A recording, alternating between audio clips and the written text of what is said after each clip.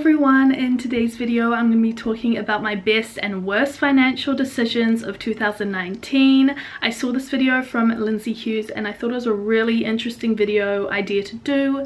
So yeah, I really like talking about finances and I find it really interesting. So yeah, I'm going to do this video today. I'm going to just get straight on into it. I'm going to start off with my worst decisions and then just end on a good note with my best ones. So let's just get straight on into it. My probably worst financial decision of 2019 was buying the iPhone 11. So don't get me wrong, I was definitely in need of a new phone. I had the iPhone 6 for like 4 years and it was just hella dead. Like, I needed a new phone. I actually ended up, I could have bought this just in full with my money, but there was an opportunity to apply for a credit card and pay it off with 1 year interest free. So I decided to apply for a credit card and just pay it off within the first year. I'm still actually paying it off because it hasn't been a year yet. I just decided to apply for the credit card and pay it off within the first year because I wasn't going to lose anything when it was interest free, and it would help up my credit score because it was my first credit card. I hadn't had one before. So the credit card part wasn't a mistake.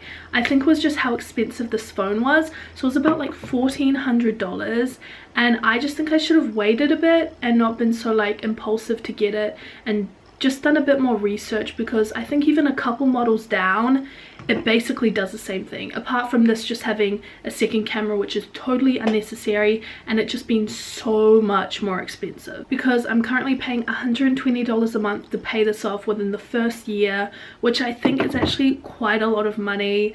And I should have really just gotten a cheaper phone because it would have done the exact same thing. I really wouldn't be losing anything, I would be gaining, you know, because I wouldn't be spending as much. So that's probably one of my worst financial decisions of 2019, which is pretty good because that being my worst, it's not a terrible decision because I did need a new phone. I just paid probably a little too much for it and should have just got a cheaper phone. My second worst financial decision of 2019 was signing with a broadband plan. So okay, for New Zealanders, everyone knows that like Vodafone is the worst place to get Wi-Fi from because it's just way too expensive and isn't like even that good. I had a lot of problems with it, and the fact that I signed a 1 year contract and it cost $100 a month was just very unnecessary. I finished that 1 year contract and I'm now with a new Wi-Fi provider that is also a 1 year contract, but it's only $79 a month and the first 4 months were free.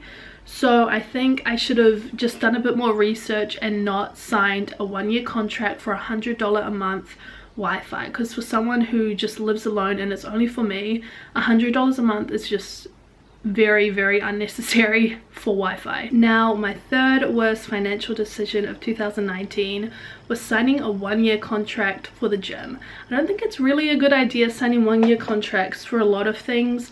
I think it's better to have like open term contracts. But yeah, I signed up for the gym, and when I first started I was going a lot, but then I just found after a while I really just was way too busy with other stuff to like have a lot of time to go to make it worth it. Now, it was only $7 a week. I'm still paying for it. The contract finishes in a couple months, but just after, you know, a year, that's a few $100s. And I think for me anyway, I decided it's a way better idea to just do exercises outside. I think a lot of people nowadays do not spend enough time outside. I always used to just get my exercise outside when I was younger, so I think from now on I'm just going to do that after this 1 year contract finishes. I just think like at the start I was definitely getting my money's worth, but now I just really haven't had time to go much. Maybe I'm just like bad at time management, but I just think from now on I won't probably be going to the gym and just doing a lot of exercise outside, or if I do sign up for the gym again, it'll be an open term plan, just because like 1 year term contracts for some things can be annoying. But yeah, those were my 3 worst financial decisions of 2019. The gym one wasn't really a big deal. I just kind of realized that I could be saving my money and just going outside to exercise just because I wasn't really getting my money's worth with it. And when I tried to cancel, I realized it was a 1 year contract, which was kind of annoying, but honestly it wasn't, you know, too much of a big deal. I just thought I'd add it in. But in terms of 2019, I didn't have too many worst financial decisions. Just this one was a bit iffy. I don't stay up at night worrying about it. I think I avoided quite a lot of bad financial decisions last year. So pat on my back. Now, getting into the positive, my best financial decisions of 2019. My first one being my car that I bought in May.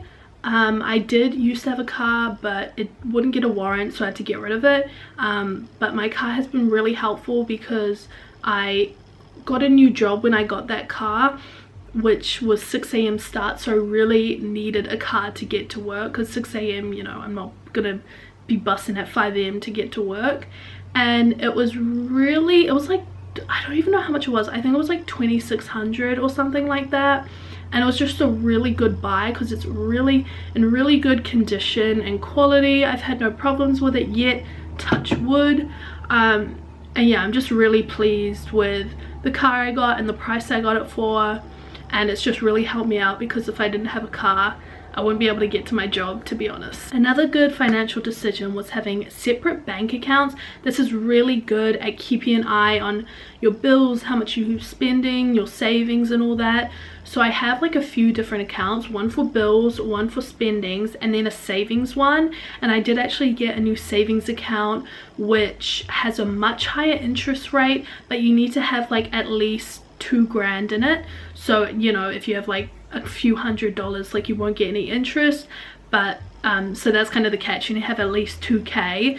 But I just get way better interest, probably like 10 times the amount of interest I was getting in my other savings account, especially if I don't take any money out of it for that whole month. I get bonus interest, which really helps like motivate me not to take out any money, because in my other savings account I'll kind of just take out money sometimes, but definitely with this new one I just make sure I never do. So that was really a good financial decision for me, and just as time progresses and I save heaps more, I'm just going to be getting a lot more interest with that, which is really good. And then my third best financial decision of 2019 was contributing to my retirement fund, which is also called KiwiSaver in New Zealand. I really last year in 2019 started contributing more into it. I only pay like do 4% every time, you know, I get my payslip, and then the business I work for also contributes a little bit, which really helps. And I think it's really good to start off young doing that. And I can also use it for a first home deposit as well, which is definitely really helpful, because New Zealand, like Auckland where I live, the house prices are crazy, and a really big goal of mine is to really, you know, buy a house, you know, before I'm like 25, because I don't really care about like cars and stuff that just devalue, but I think it's really important to try get a house when you're young, because just the prices of houses are just going to keep going up, and you're gonna like gain a lot back if you buy it, you know, earlier. But yeah, those were my best and worst financial decisions of 2019. I think I did pretty good for 2019. Like my worst decisions like are still manageable and livable. I just have learned for next time. But yeah, I hope you guys enjoyed this video. If you guys want to tell me your best and worst financial decisions in the comments below, I'll be very interested. Or if you guys have any video ideas you want to see from me as well, they'll be greatly appreciated, because I am trying to put more effort into this channel and post a lot more, because I really miss doing it. And yeah, thank you so much for watching. Don't forget to like, comment, subscribe, and all that good stuff. So yeah, peace.